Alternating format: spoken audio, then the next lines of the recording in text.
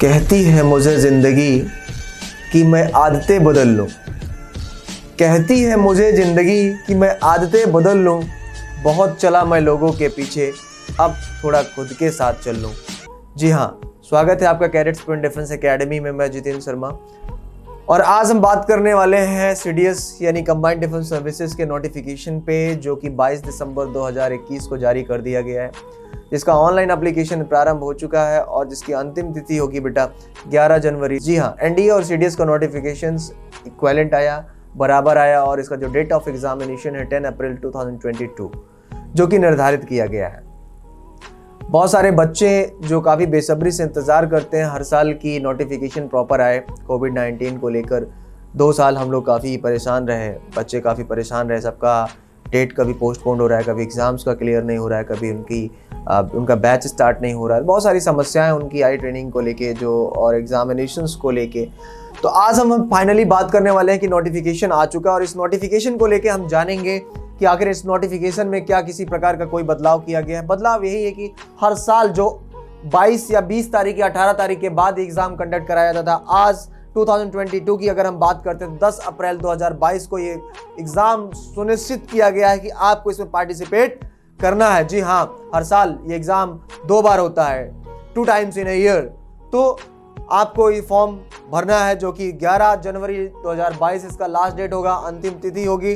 तो last date से पहले और आज से ये फॉर्म कल से भरा जाना सुनिश्चित हो गया है। तो आप इस फॉर्म को भरिए और स्पीड में भरिए ताकि जल्द से जल्द भर के आप अपना चॉइस सेंटर सुनिश्चित कर सकें। चलिए बात करते हैं कंबाइंड डिफेंस एकेडमी की। कंबाइंड डिफेंस एकेडमी यानी कंबाइंड डिफेंस सर्विसेज की जब बात करते हैं तो इसमें 3 सेनाएं आती हैं बेसिकली। अगर हम देखते हैं तो पहला इंडियन मिलिट्री एकेडमी की बात करते हैं तो इंडियन मिलिट्री एकेडमी देहरादून के लिए आप क्या करते हैं, इस फॉर्म को अप्लाई करते हैं। जो बच्चे कमज़ोर हैं या फिर जिनको लगता है कि आर्मी ज्वाइन करना चाहिए वो इंडियन मिलिट्री एकेडमी लेते हैं। जो बच्चे एयरफोर्स वाले हैं वो एयरफोर्स एकेडमी डुंडीगल के लिए पार्टिसिपेट करते हैं। जो बच्चे इंडियन नवल एकेडमी वाले हैं वो इजीमाला के लिए पार्टिसिपेट करते हैं, या फिर जो ओटीए वाले हैं ओटीए चेन्नई या फिर अदर जगह के लिए पार्टिसिपेट करते हैं।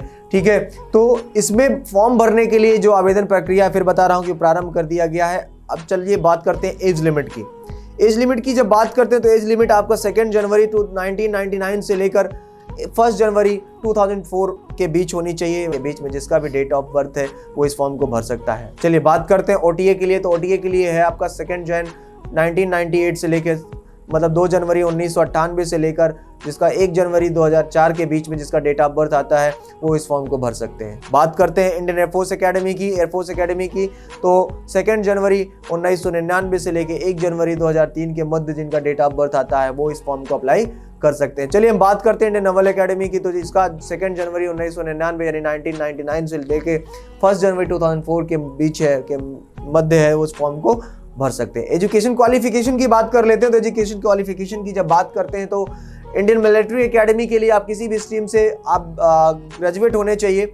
आप बीएससी हो, बीकॉम हो, बीओ हो, उससे मतलब नहीं। लेकिन अगर आपने ग्रेजुएशन कर रखा है किसी भी आपका रिकॉग्नाइज यूनिवर्सिटी से कर रखा है, आपने मान्यता प्राप्त विश्वविद्यालय से अगर आपने ग्रेजुएशन कर रखा है तो आप इस फॉर्म को भर सकते हैं। जी हाँ, इसकी हम बात कर रहे हैं तो इसका जो प्रोसीजर होता है अभी हम जानेंगे कि आईएमए का प्रोसीजर क्या होता है। और नवल एकेडमी की बात करते हैं तो नवल एकेडमी के लिए कोई भी आपके पास डिग्री इंजीनियरिंग की है तो आप इस फॉर्म को अप्लाई कर सकते हैं। मतलब ग्रेजुएट होना जरूरी है, लेकिन किसमें आपके पास डिग्री होनी चाहिए इंजीनियरिंग की, तब आप इस फॉर्म को इंडियन नवल एकेडमी में एज ऑफिसर आप कमीशन प्राप्त कर सकते हैं। बात करता हूं इंडियन एयरफोर्स एकेडमी की। तो इंडियन एयरफोर्स एकेडमी के लिए आपका फिजिक्स और मैथमेटिक्स कंपलसरी होता है 10+2 में, और आपने या तो फिर बैचलर डिग्री में आपने इंजीनियरिंग किया हो आप तब इस फॉर्म को अप्लाई कर सकते हैं। ये बात रही आपकी किसकी, एयरफोर्स एकेडमी, नवल एकेडमी और इंडियन मिलिट्री एकेडमी। आईएमए और ओटीए की बात करता हूं तो आप प्रॉपर आप ग्रेजुएट होने चाहिए, किसी भी स्ट्रीम से हो, किसी भी विश्वविद्यालय से हो, उससे उनको मतलब नहीं होता है। आप इस फॉर्म को भर सकते हैं। चलिए अगर हम बात करते हैं नंबर ऑफ पोस्ट की, तो नंबर ऑफ पोस्ट 341 है।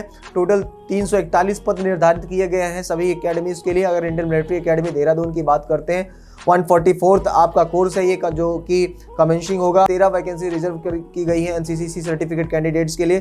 टोटल 100 पोस्ट है आपका इंडियन मिलिट्री एकेडमी के लिए। अगर बात करते हैं इंडियन नवल एकेडमी जीमाला के लिए तो टोटल 22 पोस्ट है, जिसमें भी 3 वैकेंसीज एनसीसीसी सर्टिफिकेट कैंडिडेट्स के लिए रिजर्व की गई है। नवल विंग के लिए भी जो एनसीसी है उसमें वो भी बच्चे पार्टिसिपेट कर सकते हैं। इसमें एयरफोर्स के जो एनसीसी वाले सर्टिफिकेट वाले बच्चे हैं वो इसमें कर सकते हैं। टोटल 22 वैकेंसीज रिजर्व की गई है। बात करते हैं एयरफोर्स एकेडमी हैदराबाद यानी डुंडीगल की, तो बात करते हैं कि 32 वैकेंसीज यहाँ पर रिजर्व की गई हैं, और जिसमें जो भी NCCC सर्टिफिकेट होल्डर है एयरफोर्स एकेडमी वाले, उसमें उनके लिए वैकेंसीज रिजर्व की गई हैं। मैं 3 वैकेंसीज रिजर्व की गई हैं।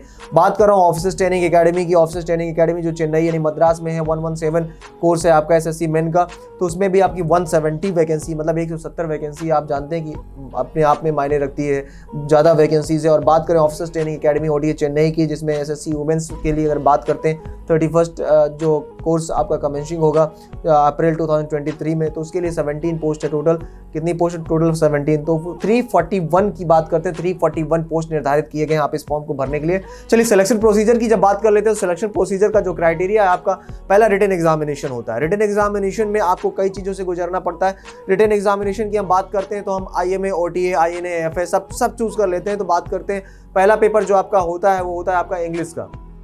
किस चीज़ का होता है? इंग्लिश का, जिसमें 2 घंटे का एग्जामिनेशन होता है और 100 मार्क्स का होता है, ठीक है। और बात करते हैं जनरल नॉलेज की, तो 2 आवर्स का ये भी पेपर होता है और 100 मार्क्स के होते हैं। एलिमेंट्री मैथमेटिक्स की बात करते हैं तो 2 घंटे का पेपर होता है, 100 मार्क्स। ओवरऑल जो टोटल मार्क्स होते हैं वो 300 मार्क्स का होता है। और जो एग्जामिनेशन शेड्यूल होता है 1 दिन का पूरा होता है और 3 शिफ्ट में एग्जाम कंडक्ट कराए जाते हैं, जो कि 6 घंटे का प्रोसीजर आपका होता है। और अगर बात करते हैं ओनली OTA की, ऑफिसर्स ट्रेनिंग एकेडमी की, जो कि चेन्नई मद्रास में स्थित है, उसके लिए बात करते हैं। जो मेल या फीमेल कैंडिडेट्स दोनों हैं उनके लिए भी बात कर लेते हैं कि इसमें आपको मैथमेटिक्स का जनरल एलिमेंट्री मैथमेटिक्स का पेपर नहीं देना होता है, और इसमें कंपलसरी होता है इंग्लिश का और मैथमेटिक्स का पेपर, ये 200 मार्क्स का, और 4 आवर्स के आपके एग्जामिनेशन होते हैं। 2 शिफ्ट में पेपर कंडक्ट कराए जाते हैं।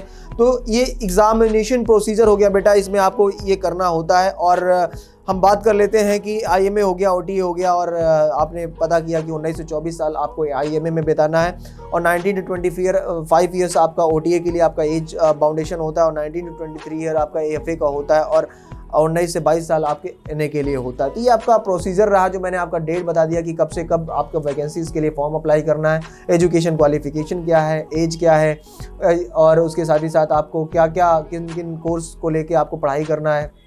10 अप्रैल के लिए कैडेट्स पॉइंट डिफेंस एकेडमी ने एक स्पेशली क्रैश कोर्स स्टार्ट किया हुआ है CDS के लिए। आप उस क्रैश कोर्स के लिए एडमिशन ले सकते हैं बेटा। उसमें भी आपको 50% का स्पेशल डिस्काउंट भी मिल रहा है, वो आप आके जल्द से जल्द इस कोर्स में एडमिशन्स ले सकते हैं। मोड ऑफ सिलेक्शंस की बात मैंने आपको की ही कि रिटन एग्जामिनेशन, SSB इंटरव्यू, फिर आपका मेडिकल एग्जामिनेशंस, उसके बाद फिर ऑल इंडिया मेरिट जो आपकी बनेगी, वो आपका फाइनली सिलेक्शन प्रोसीजर होता है। 1 साल की ट्रेनिंग आपको इंडियन मिलिट्री एकेडमी देहरादून में गुजारनी पड़ेगी, या फिर 1 साल की ट्रेनिंग आप जो भी कोर्स आप लेते हैं एयरफोर्स का, नवल का, उसमें OTA का 1 साल की ट्रेनिंग आपको वहाँ करके आपको कमीशन दे दिया जाता है। परमानेंट कमीशन है आपका ये, कोई ऐसा नहीं कि कुछ दिन आपको जॉब करनी है टेरिटोरियल आर्मी की तरह, ऐसा नहीं है। आपको प्रॉपर बेटा परमानेंट कमीशन मिलेगा। तो आप क्या करिए, पूरी तरीके से तैयार हो जाइए, और आपने सोचा होगा कि इस देश के लिए कुछ करना है, इस देश को सर्व करना है, वर्दी चाहिए, स्टार चाहिए, तो फिर आपको मेहनत करनी पड़ेगी। कहते हैं ना कि संघर्ष के मार्ग पर जो वीर चलता है, संघर्ष के मार्ग पर जो वीर चलता है, वही इस संसार को बदलता है। वो ही इस संसार को बदलता है जिसने अंधकार, मुसीबत और खुद से जंग जीती है। सूर्य बनकर वही चमकता है, वही निकलता है। तो बेटा ये आप समझ लो कि आपको सूर्य बनना है या फिर बादल बनना है, वो आप पे डिपेंड करता है और आपकी मेहनत पे डिपेंड करता है। और फाइनली मैं आपको कहूँ कि मेहनत ही सब कुछ है बेटा, जो आपको यहाँ तक लेके जाएगा। अपने माँ बाप का फ़क्र बन सकते हैं, गर्व बन सकते हैं, अपने परिवार, अपने ज़िले के लिए गर्व बन सकते हैं, तो उससे पीछे मत हटें। और ये एक वैकेंसीज़ है बेटा, जिसको आपको इसका फॉर्म फिल करना है और अपने आप को साबित करना है कि यू आर द बेस्ट, और आपसे बेहतर कोई नहीं इस दुनिया में। चाहे वो भीड़ लाखों की हो, हज़ारों की हो, या फिर करोड़ों की हो, उसमें आप एक अकेले हैं। आपको केवल यही समझना है कि यू आर द बेस्ट, और आप अगर बेस्ट हैं तो आपको करके दिखाना है। जुड़े कैडेट्स पॉइंट डिफेंस एकेडमी के साथ। मैं जितेंद्र शर्मा, मिलता रहूँगा ऐसे ही। जय हिंद, नमस्कार, वंदे मातरम।